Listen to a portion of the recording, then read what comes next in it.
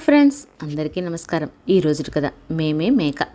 రవ్వలకొండ రాజ్యంలో రామక్కవ్వ అనే వృద్ధురాలు ఉండేది. ఆకుకూరలను గంపలో పెట్టుకుని ఊరూరు తిరుగుతూ అమ్మి జీవనం సాగించేది. ఒకరోజు ఆమె ఓ ఊరిలో తాజా ఆకుకూరలో అని అరుస్తూ దారిన వెళ్తోంది. అప్పుడే మేకల మందను తోలుకుని వెళ్తున్నాడు పొరుగురు ఎర్రయ్య. తెలుపు నలుపు రంగు ఉన్న మేకలు మేమే అని అరుస్తూ పరుగులు తీస్తున్నాయి.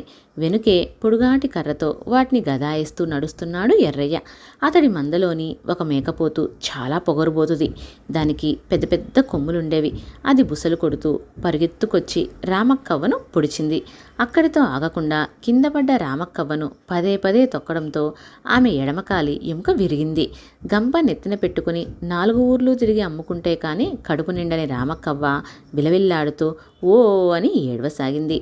జరిగిన దాన్ని చూసిన వీధిలోని జనం దండిగా పోగయ్యారు. మేకపోతును 4 బాది పెద్ద తాడుతో చింత చెట్టుకు బిగించి కట్టేశారు.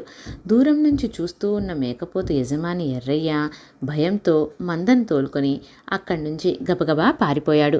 ఎర్రయ్య తప్పించుకొని వెళ్ళిపోవడంతో అక్కడ గుమ్మికున్న ప్రజలకు దిక్కు తోచలేదు. రాజుకు విషయం తెలియజేద్దామని రామక్కవ్వను ఎద్దుల బండిలోకి ఎక్కించారు.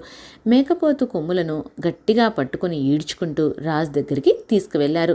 విషయం తెలుసుకున్న రాజు వెంటనే రామక్కవ్వకు వైద్యం అందించమని ఆజ్ఞలు జారీ చేశాడు. ఎర్రయ్య దొరక్కపోవడంతోనూ మేకపోతు మూగజీవి కావడం వల్లను ఎవరికి శిక్ష వేయాలో రాజుకు అర్థం కాలేదు. మంత్రివర్గంతో గంటల కొద్దీ చర్చించాడు. మూగజీవి అయినా మేకపోతు విచక్షణారహితంగా వ్యవహరించిందని వారు భావించారు. దాని పొగరు తగ్గించాలని నిర్ణయించి పొగరుబోతు మేకపోతుకు 3 నెలల జైలు శిక్ష విధించారు. దానికి మితాహారం పెడుతూ దాని చేత కష్టమైన పనులు చేయిస్తూ దాని పొగరు బాగా అణిగేటట్లు చేశారు. 3 నెలలు అట్టే గడిచిపోయాయి. రామక్కవ్వ ఆరోగ్యం అప్పుడప్పుడే కుదుటపడసాగింది. మేకపోతు విడుదలయ్యే రోజు రానే వచ్చింది. విషయం తెలుసుకున్న ఎర్రయ్య లబోదిబో అంటూ రాజు వద్దకు వచ్చాడు. జరిగిన దానిలో నా తప్పేమీ లేదు మహారాజా. తప్పు చేసిన పొగరబోతు మేకపోతుకు మీరు తగిన శిక్ష వేశారు కూడా.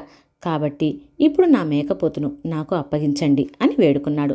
ఆపద సమయంలో తప్పించుకుని ప్రస్తుతం లబ్ధి పొందాలని వచ్చిన ఎర్రయ్యను చూసి రాజుకు చాలా కోపం వచ్చింది. నీ వల్ల రామక్కవ్వకు జీవనోపాధి లేకుండా పోయింది. నీవు మేకవన్న పులివి అంటూ తిట్టిపోశాడు. శిక్ష అనుభవిస్తున్న మేకపోతు ఇకపై రామక్కవ్వకే చెందుతుందని ప్రకటించాడు. అంతేకాదు, చేసిన తప్పుకు శిక్షగా ఎర్రయ్య మేకల మందలోని మరొక మేకను రామక్కవ్వకు ఇవ్వమని ఆజ్ఞాపించాడు. అనుకున్నది ఒకటి అయినది ఒకటి అని బాధగా మేకను అప్పగించాడు ఎర్రయ్య. రామక్కవ్వ సంతోషంగా రెంటిని తోలుకొని ఇంటికి పోయింది. కొన్ని నెలలకు మేకలకు పిల్లలు పుట్టడంతో ఆమె ఒక మేకల మందకు యజమానురాలైంది. ఓకే ఫ్రెండ్స్, నా కథ మీకు నచ్చినట్లయితే లైక్ చేయండి, షేర్ చేయండి మరియు నా ఛానల్ని సబ్స్క్రైబ్ చేయండి. పక్కనే ఉన్న బెల్ ఐకాన్ క్లిక్ చేయడం మర్చిపోవద్దు. Thank you for watching.